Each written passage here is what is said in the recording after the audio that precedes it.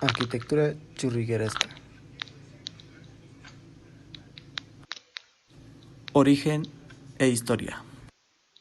El churrigueresco se consideró como un estilo simultáneo al rococó, por ende el barroco en España, que finalmente se denominó como churrigueresco. Durante la mitad del siglo XVII ya vieron algunas muestras del estilo churrigueresco, aunque fueron los primeros años del siglo XVIII en los que se dio inicio al churrigueresco en España, hasta que finalmente en 1790 el churrigueresco llegó a su final, gracias A que los movimientos neoclásicos enfocados más en obras que apostaron por la armonía o la moderación de las cosas.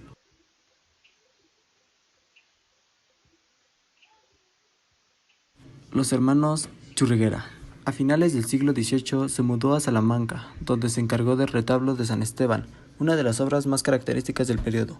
Trabajó junto a sus hermanos Joaquín y Alberto, ambos menores que él, y nacido en Madrid. Joaquín destacó en obras como la hospedería del Colegio Anaya y la cúpula de la Catedral Nueva de Salamanca.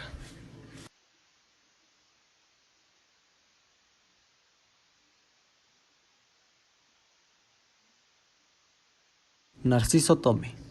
Esta obra representó una de las principales expresiones del estilo churrigueresco. En ella trabajó junto a sus hermanos Andrés y Diego. El transparente se trató de una obra que juntó elementos de la escultura, de la pintura y arquitectónicos con efectos de luz que otorgaron gran teatralidad a la obra. Pedro de Rivera. El exponente más importante que tuvo el estilo churrigueresco fue increíblemente Pedro de Rivera y no los hermanos Churriguera, aunque fue discípulo de José Benito de Churriguera. Entre sus obras destacan la Ermita de la Virgen del Puerto o el Puente de Toledo. Jerónimo de Balbás. El andaluz fue el que llevó el estilo de churrigueresco a México, gracias a su trabajo en los 3 retablos en la Catedral Mexicana. En México, el estilo churrigueresco fue una variante del movimiento barroco, con menos fuerza que el gótico. Representó la confianza y orgullo que tenían quienes financiaron estas lujosas obras. El estilo churrigueresco en México fue decayendo a finales del siglo XVIII por la influencia del clasicismo, que fue llegando al país de la mano de Manuel Toloso en el año 1770. Después de que esta etapa fue cuando México vivió sus mejores años en cuanto a la arquitectura. España. Cada zona de España tuvo una obra o algunas características que la diferenció de otras partes del país. En el área de Castilla se destacaron los Churriguera. En Andalucía, Alonso Cano se encargó de la fachada de la Catedral de Granada, aunque en otras zonas de España también se diseñaron obras con un exceso decorativo.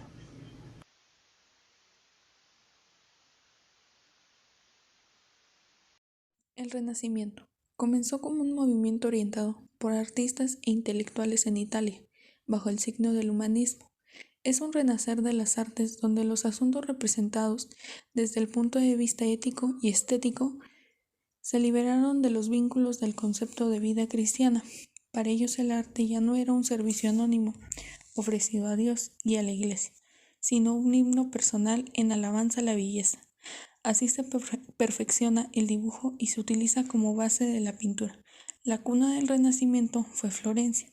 Naturalmente la pintura no se liberó enseguida de la influencia gótica, pero gradualmente evolucionó hacia un nuevo concepto de la belleza. Se extendió a toda Europa, especialmente en países como Alemania, los Países Bajos como Inglaterra, Francia, España y Portugal. Principales causas del Renacimiento: conservación en universidades y conventos medievales de valiosos manuscritos de autores griegos y romanos, uso del latín como lengua culta que hacía posible la lectura de las obras clásicas, la presencia en tierra italiana de ruinas romanas que tenían que despertar en los curiosos del deseo de conocer la civilización que había levantado tales monumentos. La invención de la imprenta que contribuyó a la difusión de los Cristos de poetas, filósofos y sabios de la antigüedad y de los modernos. Los descubrimientos geográficos, el avance de las ciencias naturales y el progreso de las técnicas que inspiran una confianza ilimitada en el poder de la inteligencia humana y estimulan a la acción. Etapas del Renacimiento. Prerrenacimiento o Trecentro.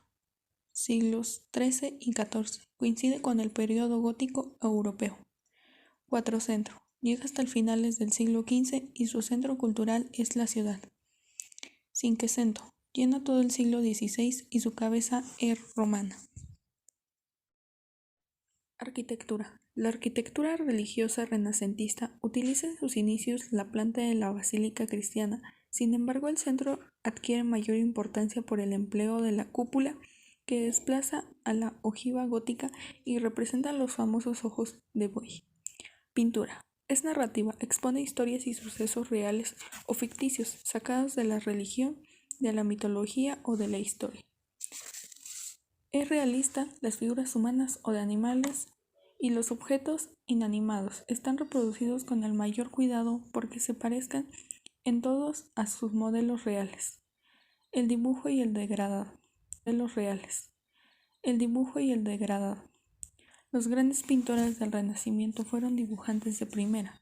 Sin embargo, el dibujo como técnica independiente con valor por sí misma no fue considerado en la época, quedando residuo solo a su medio auxiliar de la pintura. Las técnicas que solían emplear eran el carboncillo, la sanguina, el lápiz y la tinta sobre el papel.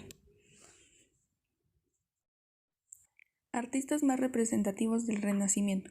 Gioconda o Mona Lisa. Leonardo da Vinci, hacia 1503 y 1519. Piedad Michelangelo Buonarroti, 1499. En la escultura destacaron Miguel Ángel Buonarroti, también pintor y arquitecto. Cúpula del Duomo de la Catedral de Santa María del Fior Filippo, 1436.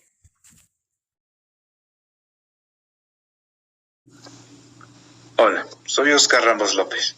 Hoy les vengo a presentar acerca del barroco virreinal de la América Novohispana. Iniciemos. Para empezar, ¿qué es el barroco virreinal? Mejor, ¿qué es el barroco? Bueno, empecemos. El barroco es un movimiento o técnica artística naciente y proveniente de Europa Occidental, el cual estaba representado en pinturas, esculturas, arquitectura, estatuas o diseños de tipo religioso de un toque o diseño salomónico. Bueno, ahora que ya sabemos qué es, ahora les mostraré un ejemplo de este arte en América. Aquí, como verán, es una iglesia que está ubicada en la ciudad de Cuernavaca, en el estado de Morelos. Este es un claro ejemplo de lo que sería el barroco. Pasamos a la siguiente. Ok, verán que este arte se presentó, trabajó y manifestó en todo el reino virreinal, en América, obviamente del Imperio Español, incluyendo partes de lo que abarca hoy en día Estados Unidos y de la Brasil portuguesa, en la forma de los mencionados anteriormente. Pasamos a la siguiente. Aquí veremos algo muy común entre estos tres tipos de artes presentes en la América Novohispana, que pues sí, tienen muchas similitudes, pero sin embargo existen entre ellos muchas diferencias. Es el barroco, neoclásico y renacentista. ¿Pero por qué? Bueno, es por su estructura, diseño, material con el que se trabajó y sobre todo los artistas. Pasamos a la siguiente. Pero ahora veremos cómo diferenciar el barroco de los demás, como una pintura de estilo salomónico, esculturas de cera sobre escenas religiosas.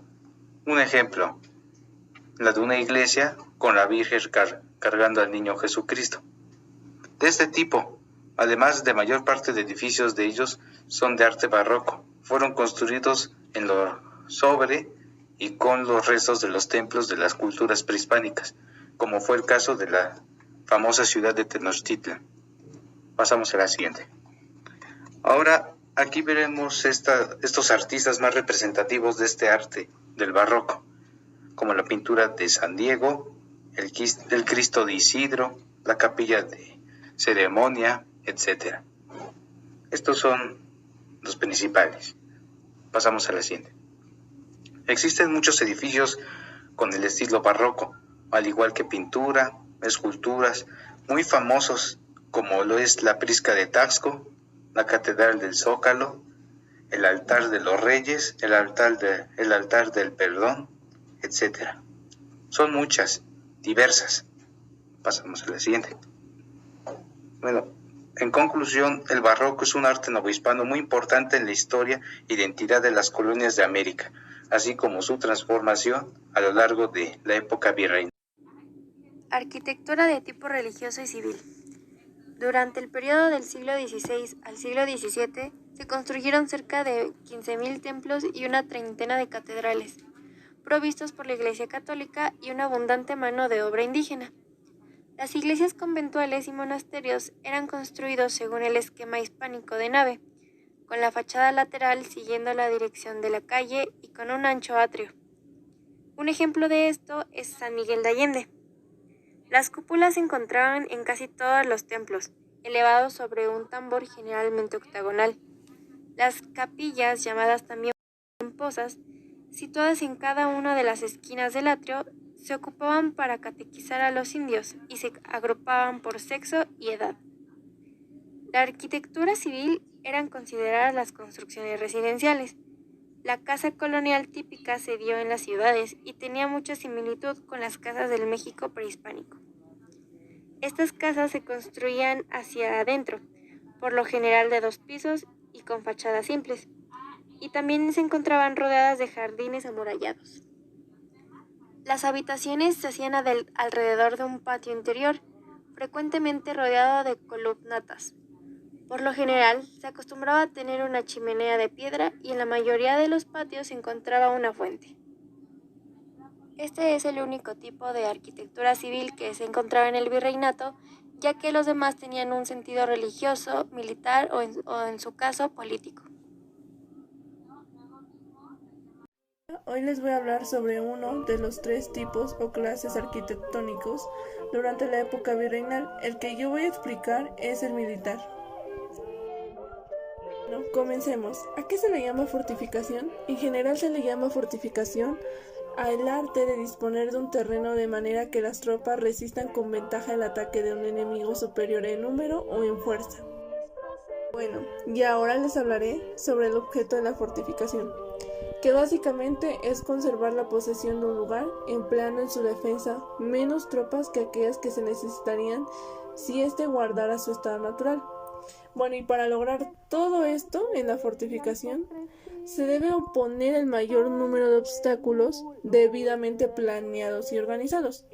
Esto ayudará que cuando los defensores tengan que atacar a un enemigo, puedan usar sus armas de manera más organizada y puedan detener lo más posible el ataque enemigo. Hablaremos de las fortificaciones que pueden ser permanentes o pasajeras. En este caso solamente ocuparemos las fortificaciones permanentes, ya que son las que subsisten tanto el tiempo de paz como el de guerra, y estas subsisten por la razón de que son más resistentes y fueron hechas por lo mismo con materiales resistentes como la piedra, dándole espesores necesarios para resistir el impacto de las bombas hasta entonces conocidas. Hablaremos sobre los principales obstáculos que enfrenta una fortificación. Hablaremos del foso. Y bueno, esto es que al excavarse da volumen de tierra que aprovecha el defensor alrededor del foso. Este es llamado terraplén y debe estar dispuesto de tal manera que cubra al defensor y que le permita hacer fuego sobre el atacante. El volumen del material así organizado se llama parapeto. La palabra viene derivada del italiano par a petto, a la altura del pecho. Lo antes mencionado se refiere en general a un terreno plano y extensión indefinida, sobre el cual se construye una fortificación. Hablaremos de las representaciones gráficas de las fortificaciones, que se basan básicamente en los principios de la geometría descriptiva por proyecciones octagonales de las intersecciones de planos y superficies que limitaban y definían las formas, por proyecciones ortogonales de las intersecciones de planos y superficies que limitaban y definían las formas. Una de las propiedades más visibles de una fortificación resulta más en un desarrollo sobre el suelo y la proyección horizontal, que es la más importante. Y a esta proyección se le nombra plano de fortificación. No se pueden construir las proyecciones verticales de muchos elementos de las fortificaciones, pero siempre y cuando estén relacionados con estos perfiles, con las alturas contadas a partir de su plano horizontal de referencia. Hablaremos de las obras cerradas. Estas obras pueden ser aisladas o formando parte de un sistema de obras de defensa. Las fortificaciones cerradas corresponden a las tropas poco numerosas. Yo aquí puse una imagen que es de las fortificaciones de las Matanzas, y como breve reseña pude encontrar que la defensa de la Bahía de Matanzas en occidente de Cuba constituyó uno de los proyectos fundamentales para proteger las cercanías de La Habana y de la nueva población fundada en 1693. Puse un ejemplo y fue la fortaleza del Real Felipe, que es una edificación militar construida en el siglo XVIII. Esta es una de las pocas obras de la arquitectura militar que existen en Perú y es la más grande que construyeron los españoles en América. Fue conocida durante la época virreinal en conjunto con los fuertes San Rafael y San Miguel como los castillos del Callao. Su nombre fue elegido en nombre del rey Felipe V y la Casa de Borbón, que había fallecido en 1746.